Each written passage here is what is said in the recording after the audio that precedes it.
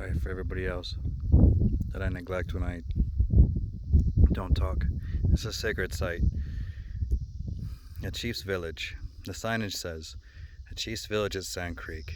The Cheyenne trigger warning. I'm sorry.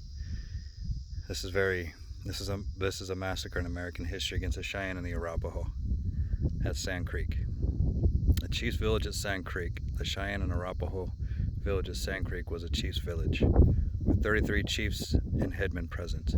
To be a chief in the Cheyenne and Arapaho tribes is to undertake a responsibility so vast only the greatest and most morally restrained are considered.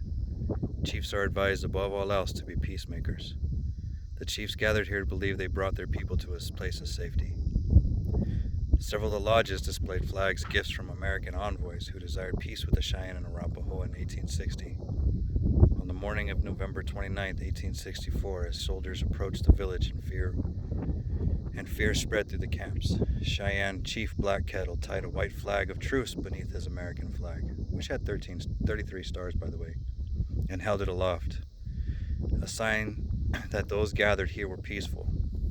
Despite his gesture, the soldiers opened fire.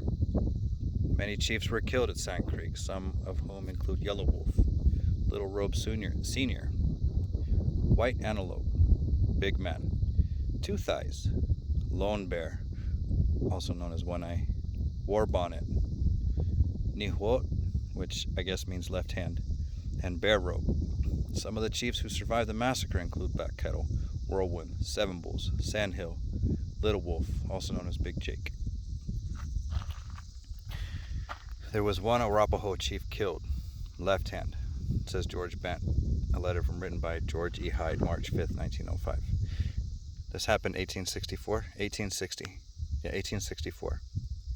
White Antelope, when he saw the soldiers shooting into the lodges, made up his mind not to live any longer. He had been telling the Cheyennes for months that the whites were good people and that peace was going to be made. He stood in front of his lodge, his arm folded across his breast, singing the death song.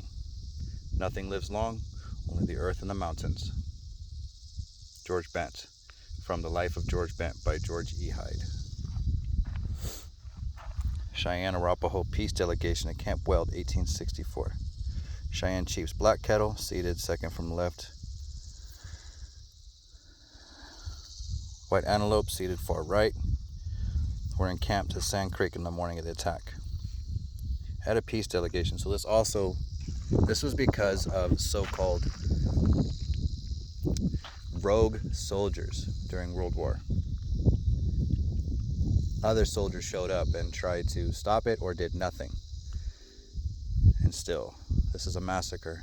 There was 475 women present, and I don't know how many were left. And there's still, you can see there's pictures. And they came here for peace to get a convoy from the military going back up to Fort Lloyd, so they can get safe passage on their own land to go surrender. Nobody was charged in this stuff. All out here. It's a gorgeous area. Sand Creek, Colorado.